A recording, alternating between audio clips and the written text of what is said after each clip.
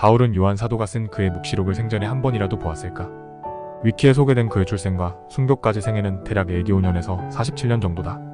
그렇다면 요한의 묵시록은 AD 90년 가까이에 쓰여졌다고 봤을 때 바울은 사실 요한계시록을 접할 기회가 없었다고 볼 수 있다. 그러나 바울은 구약 성경 다니엘, 에스겔 등에 소개되어 있던 죄의 사람, 종말에 대한 예언서 등에는 상당 수준의 지식을 소유하고 있었다고 본다. 금일필자는 이와 같은 사실을 근거로 바울이 남긴 그의 서신서들 가운데 요한묵시록처럼 비록 긴 장절은 아니지만 짧고 명료하게 마지막 때의 일을 기록해놓은 부분이 있어 독자 여러분께 소개하고자 한다. 먼저 사도 바울은 다마스커스로 가던 도중 예수를 1대1로 조우하는 경험을 가졌다. 그때 그는 이방인 복음 전파를 위해 택한 그릇으로서 예수 그리스도께 쓰임받게 된다. 그 이후 또 다른 신비한 체험을 하게 되는데 그것은 바로 하나님의 보좌가 있는 세 번째 하늘에 다녀오게 된다. 다음 구절이 바로 그 내용이다. 내가 그리스도 안에 있는 한 사람을 알았는데 그 사람은 14년 전에 셋째 하늘로 채어 올라갔느니라. 몸 안에 있었는지 내가 말할 수 없으며 몸 밖에 있었는지 내가 말할 수 없으나 하나님은 아시느니라. 내가 이러한 사람을 알았노니 몸 안에 있었는지 몸 밖에 있었는지 내가 말할 수 없으나 하나님은 아시느니라. 그가 낙원으로 채어 올라가서 말할 수 없는 말들을 들었는데 사람이 그것들을 말하는 것은 법에 어긋나느니라.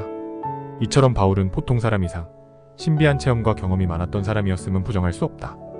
그가 요한묵시록에 앞서 남긴 내용들은 데살로니가 후서 2장에 구체적으로 기록되어 있다.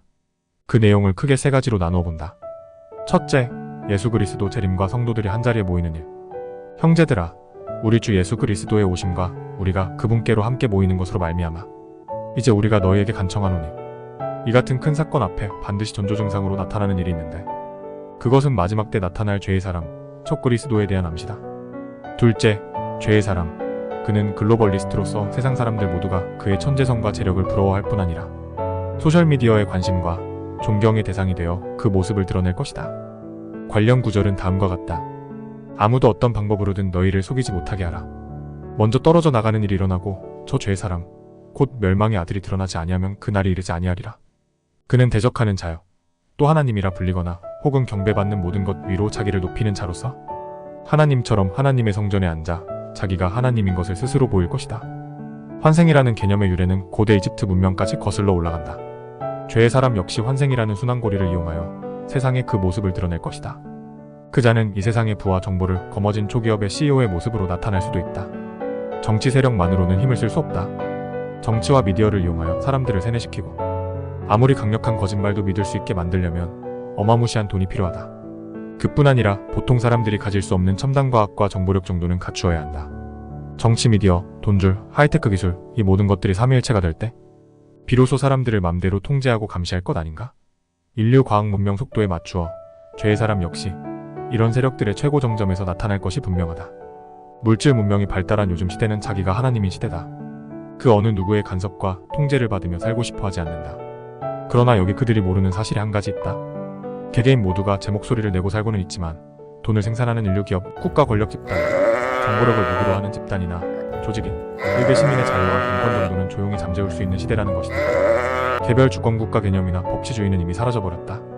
다시 말해 죄의 사람이 짜놓은 각본대로 조용히 딱지고 살아주길 바라는 사회로 어느 순간 진입하게 되었다는 것이다. 성경은 이런 사회가 올 것을 정확히 예측하고 다음과 같은 구절을 남겨두었다. 그가 오는 것은 사탄의 활동을 따라 모든 권능과 표적들과 거짓 이적들과 불의의 모든 속임수와 함께 멸망하는 자들에게로 오는 것이니 이는 그들이 진리의 사랑을 받아들이지 아니하여 구원을 받지 못하였기 때문이다.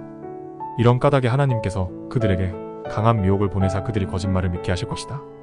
부연 설명이 길어졌지만 모든 사람이 하나님처럼 인정하고 그에게 존경과 찬사를 보낼 것 같으면 그는 보통 사람으로는 어린 반푼어치도 없다. 그에게는 불황에도 잘 굴러가는 세계 10대 기업 정도의 재력은 가지고 있어야 할 것이다. 그는 또한 미국, 러시아, 중국 할 것 없이 세계를 쥐락펴락할 수 있는 세계 유수 정치인들로부터 협력과 대화를 요청받을 수 있는 유력한 위치의 인물 정도는 되어야 한다. 그는 또한 거대 제약회사와 미디어 등을 소유하고 있어 언제든지 사람들에게 자신이 개발한 백신을 미디어를 통해 안전하다고 믿게 만든 다음 그것으로 수많은 돈을 벌 수 있는 시스템을 만들 줄 아는 비상한 머리의 소유자가 아니면 안 된다. 이 모든 조건들을 갖춘 자가 무사람들에게 나타났을 때 비로소 사람들이 그에게 머리를 조아리며 그를 숭배할 것 같지 않은가? 혜성처럼 아무것도 검증된 것이 없는 무명의 시골뜨기 인물이 나타나 자신을 하나님처럼 높여본들 누가 믿기나 할까? 돌에 맞아 죽지는 않으면 다행일 것이다. 셋째, 죄의 사람의 최후. 그는 새천년 시작 전 역사의 무대에서 사라질 것이다. 그의 존재는 데살로니가 후서 2장 8절에서 흔적 없이 사라진다. 죄의 사람이 역사 무대에 등장하기까지 막는 자가 있다고 했는데 2024년 지금쯤 그 사악한 자가 이미 모든 것을 갖추고 소셜미디어에서 자신의 존재감을 드러내고 있을런지도 모르겠다. 너희는 그가 그의 때에 드러나게 하려고 무엇이 저지하고 있는지 지금 아나니? 불법의 신비가 이미 일하고 있으나 다만 지금 막고 있는 이가 길에서 옮겨질 때까지 막으리라. 그 뒤에 저 사악한 자가 드러날 터인데 주께서 자신의 입의 영으로 그를 소멸시키시고 친히 오실 때의 광채로 그를 멸하실 것이다. 사람의 입에서 나오는 것은 상식적으로 생각해보면 말 이외에는 없다. 그런데 성경은 종종 이 말을 영으로 표현하기도 했다. 살리는 것은 영이며 육은 아무것도 유익하게 하지 못하느니라. 내가 너희에게 이르는 말들은 곧 영이요 생명이니라. 그런데 이번에는 영이 칼로 변한다. 칼은 무엇인가? 심판의 도구이다. 회개하라. 그리하지 아니하면 내가 속히 내게 가서 내 입의 칼로 그들과 싸우리라. 짐승이 잡히고 또 그 앞에서 기적들을 행하던 거짓 대언자도 그와 함께 잡혔는데 그는 짐승의 표를 받은 자들과 그의 형상에게 경배하던 자들을 기적들로 속이던 자더라. 이둘이 산채로 유황으로 불타는 불호수에 던져지고 그 남은 자들은 말 타신 분의 칼 곧 그분의 입에서 나온 칼로 죽임을 당하니 모든 날짐승이 그들의 살로 배를 채웠다.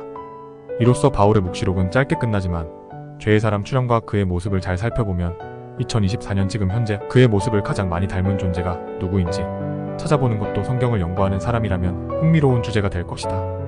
끝으로 바울 사도의 인사말을 독자 여러분께 대신 전해드리며 결론으로 가름하고자 한다. 그러므로 형제들아, 굳게 서서 말로나 우리의 서신으로 너희가 가르침을 받은 전통들을 붙들라. 이제 우리 주 예수 그리스도 그분과 또 우리를 사랑하시고 은혜를 통하여 영존하는 안위와 좋은 소망을 주신 하나님, 곧 우리 아버지께서 너희 마음을 위로하시고 모든 선한 말과 일에서 너희를 굳게 세우시기를 원하노라.